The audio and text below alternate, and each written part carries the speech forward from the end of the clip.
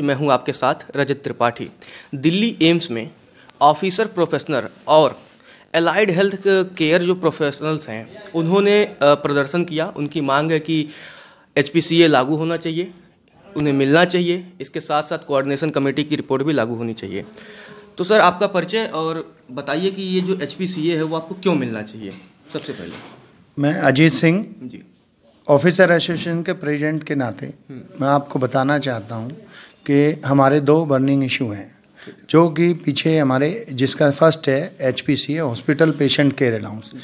ऐसा नहीं कि भाई हमारा कोई भी जो प्रोफेशनल है, हेल्थ प्रोफेशनल है, कि भाई पेशेंट केयर नहीं कर रहा, और ऐसा कोई एडमिनिस्ट्रेशन के पास रीज़न नहीं है, ना मिनिस्ट्री के पास रीज़न है कि भाई पेशेंट केयर अलाउंस कैसे रोक दिया जाए। लेकिन दे भी नहीं रहे हैं और रोक भी नहीं रहे, मना भी नहीं कर रहे हैं। एक क्लियर कट हमें कोई जवाब नहीं मिला। और हमने पिछले, ध्यान होगा आपको शायद, कि हमने जुलाई में मूवमेंट किया था। उसके बाद नड्डा जी ने हमें आश्वासन दिया कि JP नड्डा साहब ने कि भाई आपका बहुत जल्दी हो जाएगा। लेकिन हम लोग प्रीमियर इंस्टीट्यूट में काम कर रहे हैं और हमारी देखिए विडम्बना क्या है कि 6-6 महीने फाइल यहाँ पड़ी रहती है। और ये HPC की फाइल कल हमारे मूवमेंट शुरू करने के बाद कल ये 1 दिन के अंदर काम होके फाइल गई है मंत्रालय। लेकिन मंत्रालय क्या करेगा, वापस कोई ऑब्जेक्शन लगाएगा या दोबारा भेजेगा, वो हम अभी कह नहीं सकते। तो हमारा तो ये कहते हैं मंत्रालय जाओ, हम मंत्रालय जाते हैं, वो कहते हैं आपके एम्स ने काम नहीं किया।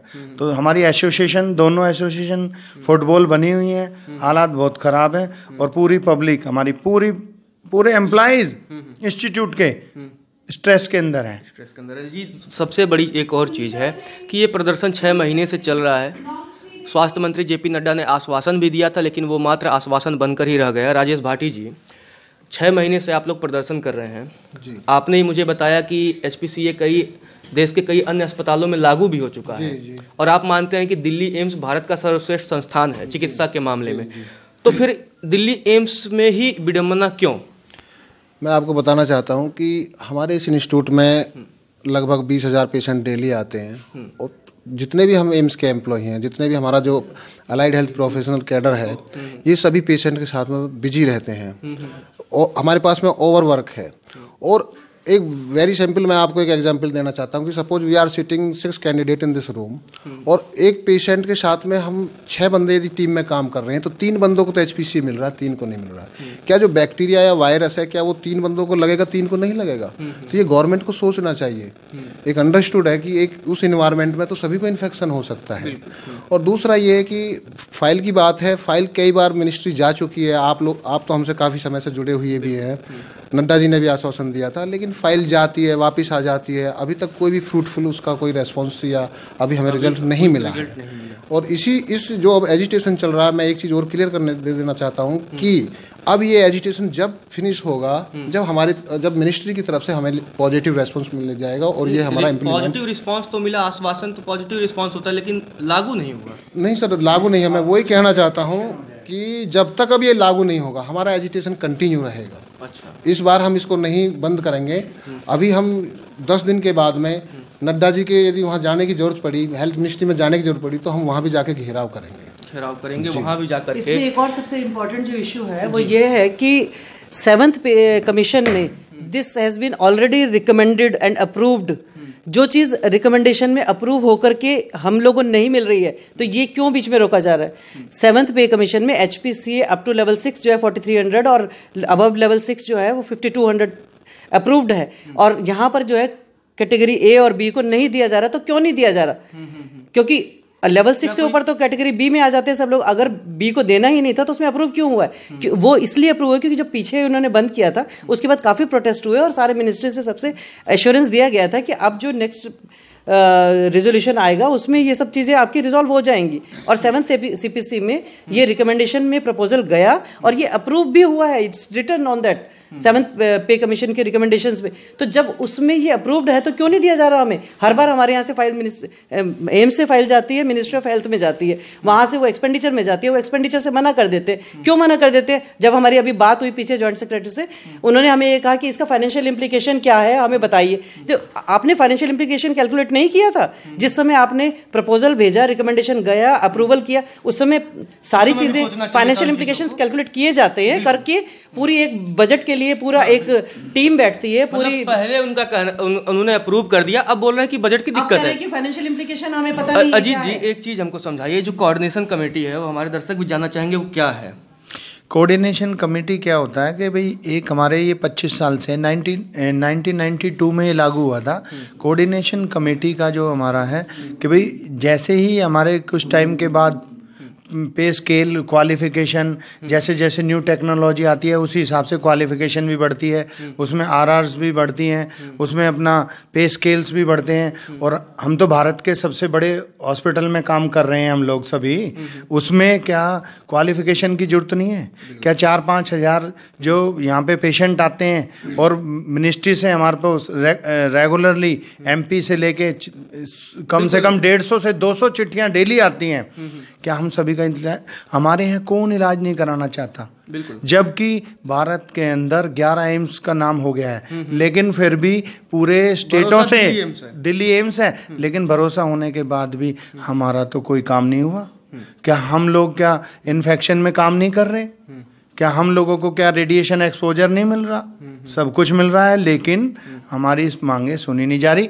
ऐसा क्या है सरकार को के फाइनेंस में? एक मिनट सर, ऐसा क्या है कि जब भी हमारी फाइल फाइनेंस में जाती है उसके बाद वो कहते हैं कि भाई ये ऑब्जेक्शन लग गया, ये लग गया।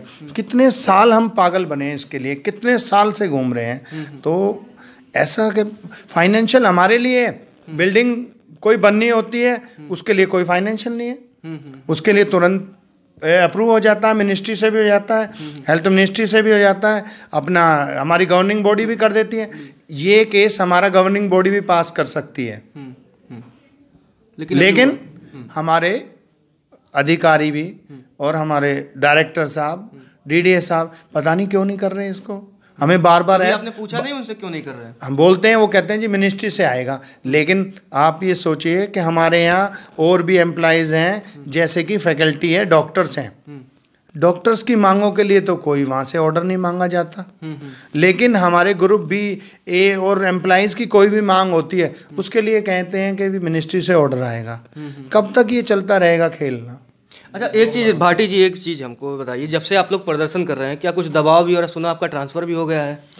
जी, ये नहीं, आपने सही सुना है कि जब मैंने जून में ये इस तरीक़ा से एजिटेशन किया था तो उस समय भी ट्रांसफ़र हो गया था। अच्छा। और अभी भी मतलब सुनने में आ रहा, ऑर्डर मिल गया है कि मेरा जो ट्रांसफ़र है फिर से बल्लमगढ़ कर दिया गया है। अच्छा, मतलब ये जैसे वो पुलिस वाले होते थे ना कि भेज दो कहीं दूर। जी जी, बिल्कुल एग्जैक्ट, बिल्कुल आप सही कह रहे हो कि ये सज़ा दे दी जाती है हमको कि हम यदि हम अपने लोगों के लिए कोई डिमांड करते हैं, उसके लिए एजिटेशन करते हैं जो हमारी जायज़ है, जो हमारी एक्चुअल में हमारी डिमांड है, तो ये लोग, इन्होंने 6 मंथ पहले भी एम्स एडमिनिस्ट्रेशन ने मेरा ट्रांसफर किया था और अभी भी मेरे को जो बल्लमगढ़ ट्रांसफर कर दिया है। कौन किसको देखते हैं आप?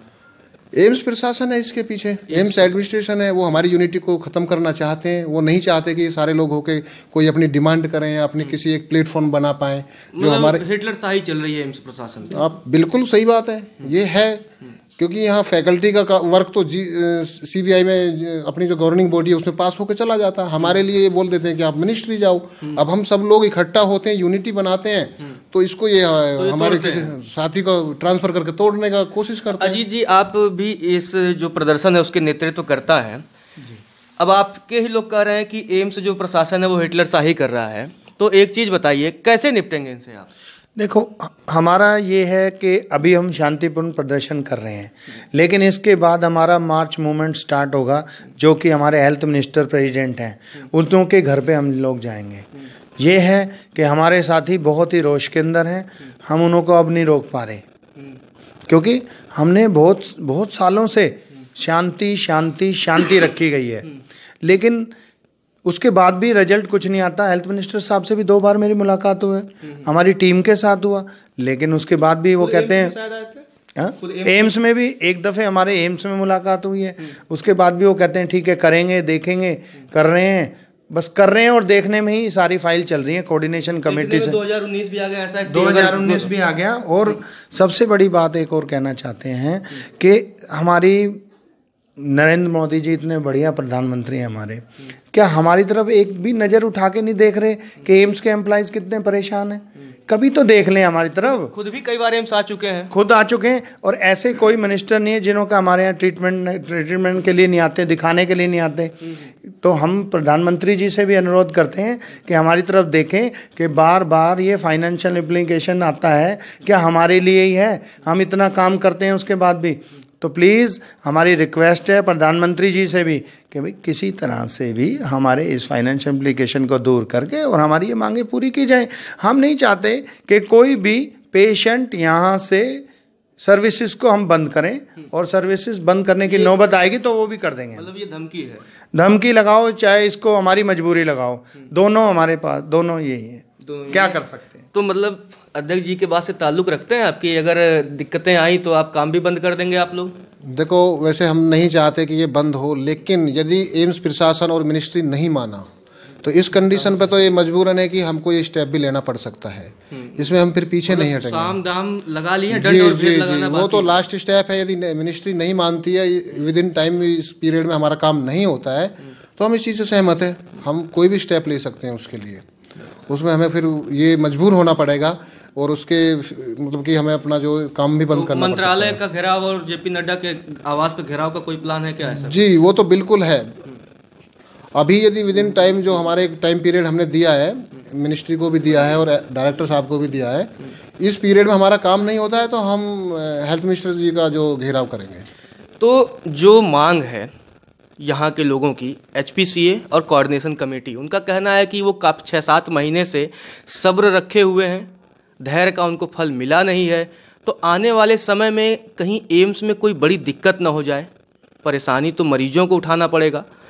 तो उम्मीद करते हैं कि सरकार इसको देखेगी। और सबसे बड़ा जो द्वंद्व है कि अगर आपने बजट को अलाउ कर दिया एक बार कि ठीक है आपको मिलेगा, और फिर बाद में आप कहते हैं कि नहीं जी हमारे पास तो ऐसा कोई बजट नहीं है, दिक्कत बढ़ जाएगी, तो गवर्नमेंट को इन चीज़ों का ध्यान रखना चाहिए कि जब आप कोई चीज़ आश्वासन देते हैं, किसी चीज़ की आप घोषणा करते हैं, तो घोषणा ऐसे मत करिए, जुमलेबाजी मत करिए। अगर आपने घोषणा की है तो उसको पूरा करिए। हम भी आशा कर सकते हैं, उम्मीद कर सकते हैं कि इनकी मांग पूरी हो, HPCA इनको मिले और कोऑर्डिनेशन कमेटी की रिपोर्ट लागू हो। क्योंकि ये इसलिए नहीं कर रहे हैं, इनसे हमारा कोई लेना देना है। सबसे बड़ी बात है कि आने वाले समय में जो देश के दूर भागों से यहाँ मरीज इलाज कराने आते हैं उनको कोई समस्या ना हो। क्योंकि अगर काम बंद होगा तो इस देश के मरीज परेशान होंगे, कईयों की उसमें जान भी जा सकती है। तो ये बहुत बड़ा एक संदेश इन्होंने दे दिया है कि भाई अगर मांग नहीं मानी जाती है तो काम बंद। साम दाम इन्होंने लगा लिया, दंड और भेद लगाना बाकी है। लोक सेवा न्यूज के लिए रजत जय त्रिपाठी की रिपोर्ट।